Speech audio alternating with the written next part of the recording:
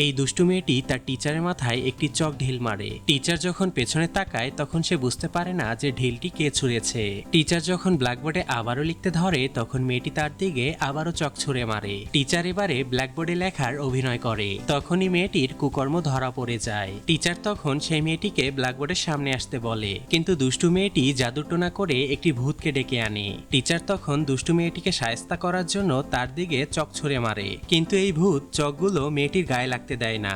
আসলে এই ভূতটিকে সেই মেয়েটি ছাড়া অন্য কেউ দেখতে পাচ্ছিল না। টিচার তখন রেগে গিয়ে পাগলের মতো মেয়েটির দিকে চক ছড়া শুরু করে, কিন্তু সেই ভূতটি সব চকগুলোকে ঠেকিয়ে দিচ্ছিল।